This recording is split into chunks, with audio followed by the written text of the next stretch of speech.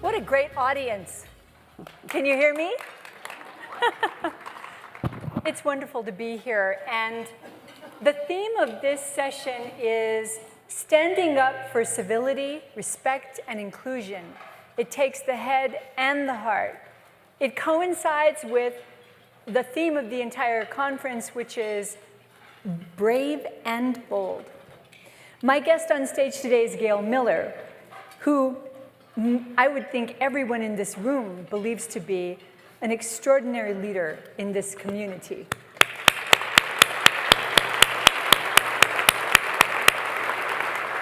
And when they asked me to do this, I was really honored. And I met Gail today, and I felt so comfortable with her. I felt like I'd known her for a long time. Gail's approach to issues not only includes her intellect and experience, but it also includes empathy and compassion. Okay, I'm going to start with a question to Gail about her experience and her journey. In the past 10 years, you've taken a strong leadership role in the company, one that has delivered strong results. You've continued to grow the size of the company, installed a board of directors, put the Utah Jazz in a trust, and hired 2 CEOs who are not Millers. Share a little bit of that journey with us. Well, first of all, thank you, Teresa. Thank you for the opportunity to speak with you on this panel. My journey has been a journey of firsts for me. I never expected to be in this position. I mothered 44 years. I raised my children and then a grandchild. So I was in the home during a season of my life where I look at that as the groundwork for what I'm doing now. I think everything a mother does prepares her for life outside the home. So when it came time for me to step into the role in business, I did it with trepidation, but I also did it with courage because I knew that if I didn't do it, no one else would the way I wanted it done. So I had to get courage enough. Am I right? Yeah. And they relate to you about this too. Yeah, we do have to overcome fear. Fear is a big factor with women, but we know what we know, and most of the time we know what we don't know, and that should not be a limiting factor because we can always learn. And that's something that I've done, is I've learned a lot in the last 10 years. And openness to learning is really important, isn't it? Yes. Okay, we're going to show a video. Recently, the Jazz rolled out on the Lead Together campaign.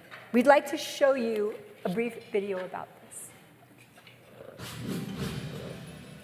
Inside these lines, it's all about winning. But some lines can never be crossed. Because no one wins when respect goes away. We need to take responsibility when the words we hear Cause pain, anger, and divisiveness. Be mindful of what you say. If you hear something wrong, offensive or hateful, speak up. speak up. Speak up. This is our state. It starts here, in our house. Opposing teams are not our enemies. They are our competition. Stand for our teams. but don't stand for racism. Don't stand for hate of any kind. We can change the game. In a way that's more positive. More inclusive, More empowering. And just as loud. So I'm taking the lead. I'm taking the lead. Donc, je prends les devants. Estoy tomando la iniciativa. Ja preuzimam odgovornost. I'm taking the lead. And you can too. And fight against discrimination. And inequality. And injustice. And racism. Because if we all take the lead together, Hate falls behind. Yes!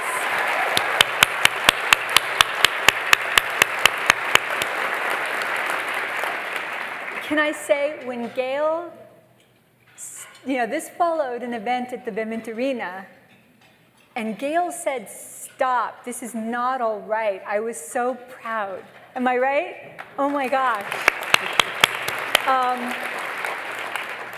It really tells you what kind of a leader she is, that she was willing to say, this is not all right, to launch this Lead Together. And it says something about leadership, and it says something about women, I think. Well, it says something about what's right, and we have to have the courage to stand up for what's right. And just because we're women doesn't mean we need to be in the background. I felt like I had a vested interest in what was going on there that day.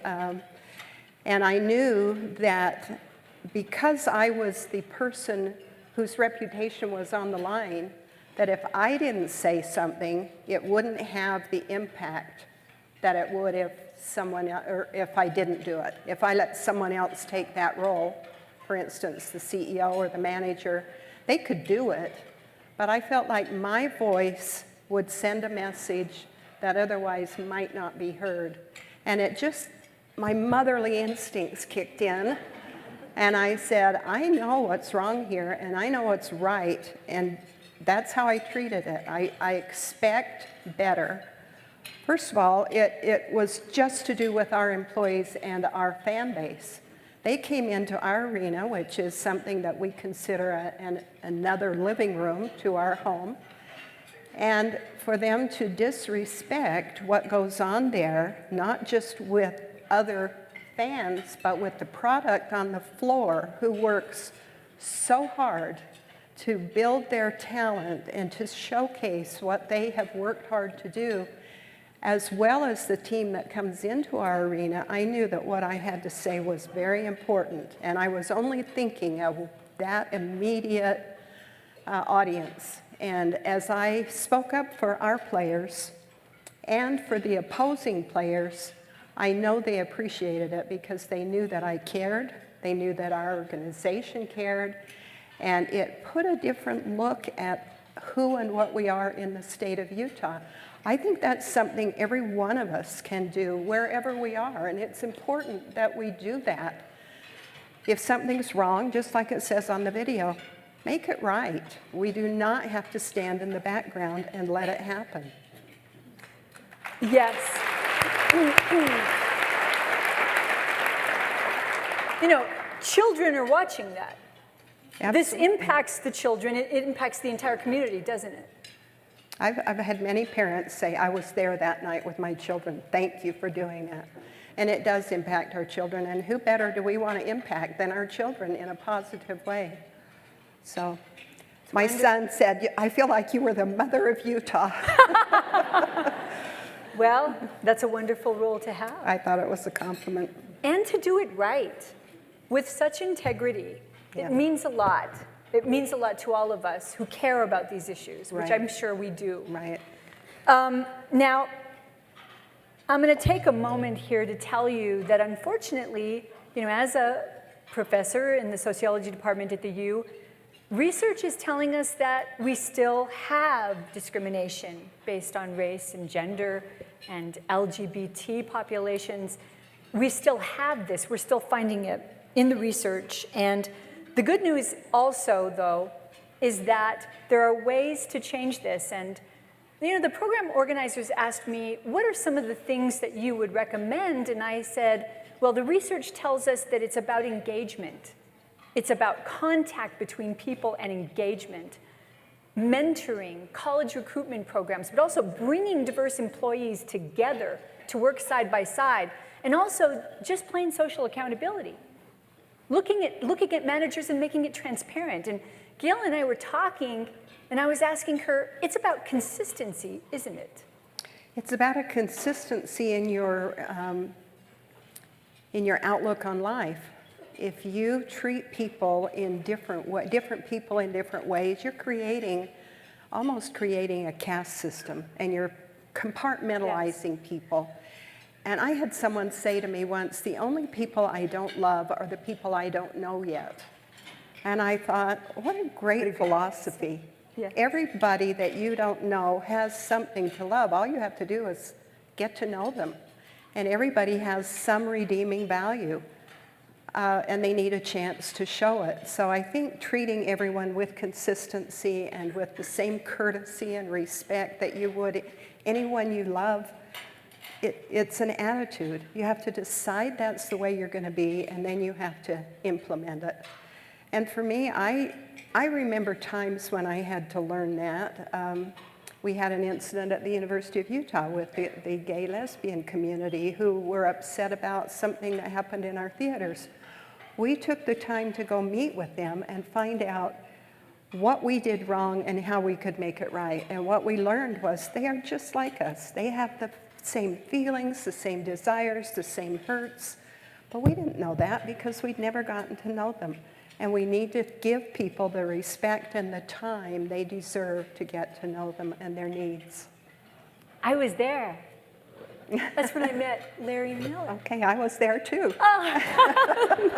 You know, what was amazing was this was a controversial meeting, and if I can, it was a controversial meeting, and it took so much courage for you to come over to the university and face the LGBT population because they were upset. They were very upset. They were upset. But when we left, we went around that table and hugged remember. every single one of them. Oh my gosh. And it changed lives, changed our life.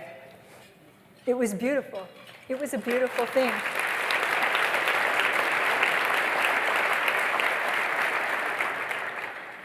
So I keep being the bearer of bad news in a little way, but what happens when people experience discrimination in the research tells us is that there are higher rates of depression and people not taking care of themselves and suicidal ideation and all the wrong things that can happen to us. When we experience discrimination, race, gender, sexuality, age, disability, our bodies start falling apart and our communities start falling apart. And one of the questions they asked me was, what does this do to communities? What does this do to businesses? And I wrote this down because I wanted to say it. Businesses that fail to take action on discrimination will find themselves having high turnover, low morale, employee conflict, and legal action. Communities that fail to take action against discrimination are facing at the very least the disillusion of families and the ruin of children. And these are important factors that we need to be paying attention to. How does Utah rate? Well, Utah has some really promising signs. We have the Utah Compact. We've been welcoming to immigrants and refugees in this community. The LGBT population is it's one of the hubs for the LGBT population is Utah, if you can believe this. But there are still strides we need to take. You know, they interviewed Reverend Franz Davis just this year, and he said, we still have a long way to go, and we still have these gaps. We do, and I'd like to add to that. Please. Because when we had that incident at the arena, I personally interviewed some of our ethnic employees, and I said, have you ever been discriminated against? How do you feel about your place in the community? And I had one who I'm very close to and work with every day, and he said, I haven't been, but my children have been. Oh. And it's something that we don't like to recognize, we don't like to think about because we think we're better than that. But we need to be aware that what we're teaching, as you said earlier, what our children are watching and what they learn from us impacts generations. And we need to be very careful about the things we are teaching them. And unfortunately, we do have discrimination in Salt Lake City. But we can change that, yes. And we can make it different. We Yes. can make it better. Yes, we can. One of the questions they asked me in this was, how do you find your voice? And I asked myself the question, how did I find my voice? I believe I found my voice when I focused on the things that mattered the most. You know, when I was younger, I have cringe-worthy memories of my not standing up for people. Things that I agonize about over now. And but when I look back on that young chicanita, you know, little Teresita, I'm really compassionate towards her because, you know, she was just trying to find her way. But you know who really gave me my voice was my mother. I'm the youngest of 12 children, and my mother was a single parent. Yes, let that wash over all the mothers in the room. I was telling Gail this, and she said, 12 children. It's not a big deal in Utah, I know. I had half that many. My mother was a single parent of 12 children. She gave me a voice. A Mexican-American farmer's daughter who just believed in us as children. By the way, when I moved to Utah, I also had to find a voice here because I was a young professor and I didn't really know how to survive in Utah. And you know who really mentored me was Archie Archuleta. How many of you knew Archie? Oh my gosh, yes. Yes, Pamela. Just an extraordinary man, an extraordinary mentor. And you know, he always faced, and I mean, he stood up to everything. He stood up to any ism, any homophobia, any bullying, any racism, and he stood up to it with grace and poise and courage. He was a luminous soul. We lost him earlier this year, and it's been hard on our community. But these were people who were my mentors who helped me, who helped guide me. And by the way, they asked me, how do we drive change? And I said, well, roll up your sleeves. Let's drive change. Drive fear away. That's how you drive change. Women tend to be fearful to lead. Tell them about this. I just think fear is one of those things we let get in the way. And I look in this audience and I see wonderful, strong women who are leading in lots and lots of ways. But there are also young women who aren't leading that way but need to learn to. And they look to you strong leaders for that encouragement and the example that you set. And that's our responsibility, is to help them overcome the fear that they feel of stepping into what we considered, until now, a man's world. I mean, it really isn't a man's world. It's like Michelle Obama said, we have 50% of the representation, and we should be able to use that to our advantage. We have the power, we have the smart, we have the capability. We need to overcome the fear. Yes.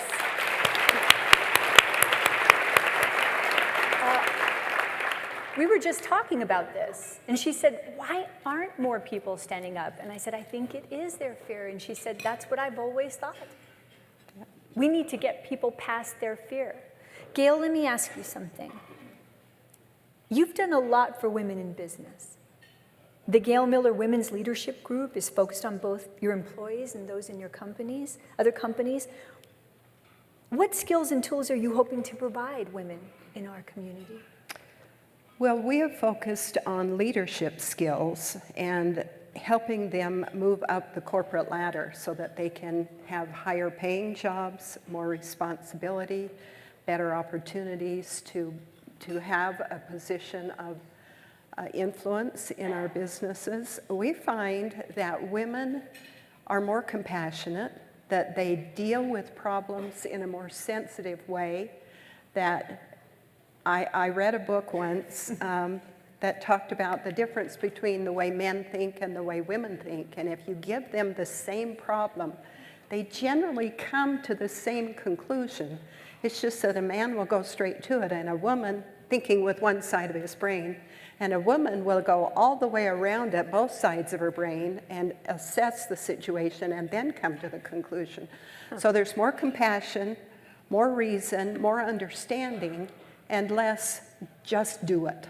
And I think that brings an element into the world that we desperately need in a time where incivility is so strong and where chaos is strong and people are not treating each other with the kindness that they should. So I think women are so needed to help change the tide of the anger that's going on in the world. Beautifully said. Beautifully said. Talk to us about balance. Balance? There's no balance. There are only seasons of life. Talk about that. I think that's fascinating. I don't think that you can do if you try to do more than one thing at a time, something suffers. You can do more than one thing at a time, but if you want to do something well, you really have to give it your focus. I gave mothering my focus for a long time. I also listened to everything my husband taught me about business and kind of put that away so that when the seasons changed and I was able to go into the business world, I had that knowledge, I had that understanding, and I was able to cultivate that. But now it's a different season for me, and my focus is mostly on business, but I'm also doing a lot to cultivate my family, to prepare them to be adults of responsibility. And so I have programs for them. I've helped them get into college. I have leadership programs. I spend time with them. I take my grandchildren to lunch. I have meetings with them periodically. We keep them involved in family business so they understand what goes on. So business is my main focus. My family is always there. It's a constant, but the balance it's never equal. And that's my philosophy. I don't think you can have balance in your life to the point that everything's equal. It's just not possible. So don't feel bad if you don't have balance. I'm going to quote you on this. There is no balance. There is none. What advice would you give to the women in this room? Advice about? Anything you wanted to tell them. I would say believe in yourself. I think you have what it takes within you to be and do anything you want. You're here today because you're invested in something greater than you, and all you have to do is take that next step and keep taking one step after the other and have the courage to do it. And every time you learn something, share it with your sisters. Share it with someone else, because together we can make anything happen. And we are a force for good. So that's my message.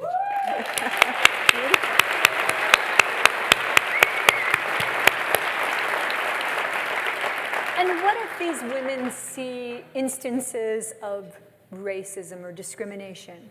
What should they be doing?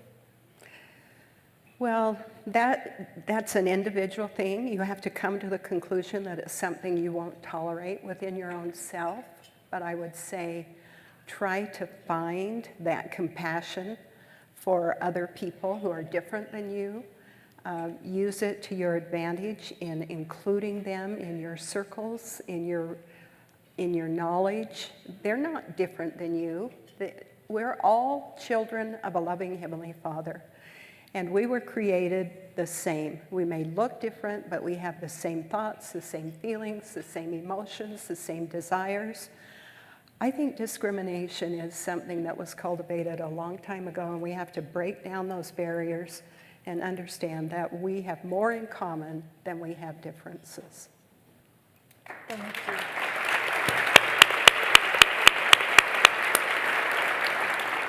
I think we might have time for a question, or maybe not. Maybe one question. Does anybody have a burning question? Yes. Do you ever feel like you've been on the downside of discriminated against? Are you asking me? Yeah. As a woman? Yes, I do. And unfortunately, it was in my own business. Oh. I never worked in the business before I came in to be a leader in the business. And the thought that I had the credibility to lead people who had done this job for so long was ludicrous to some people in the company. Now, I'm not saying everyone, just a few, but they were people who counted to me. So I had to overcome that, and it was difficult. But I did it because I knew what it took to create the company. I knew how hard we had worked for 30 years before Larry passed away to build the business. And even though I didn't work in it, I was there. So I had enough courage to say, you don't know what I know. You don't know how much I know or how little I know. And I have the right to have this chance to be where I'm at and to do what I'm doing. So overcoming that discrimination, it's hard because you don't like to think, or you don't want to let those thoughts come in that maybe I'm not qualified, maybe I don't know what I'm doing. But I found, this is the key, I found that common sense really is real.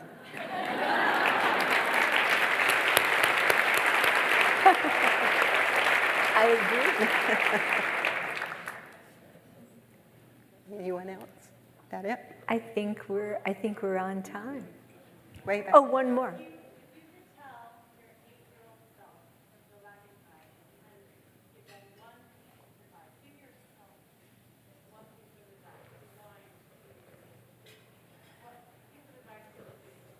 I can hear if I could tell my 8-year-old self one bit of advice. Yes. Are you asking what it would be? When I was 8 years old, I thought everyone loved everyone. And I remember the first time someone said to me, so-and-so doesn't like you. And I thought, what? Why would they not like me? And I would say to my 8-year-old self, keep that innocence. Yes. Remember who you are and keep that innocence. Beautiful point.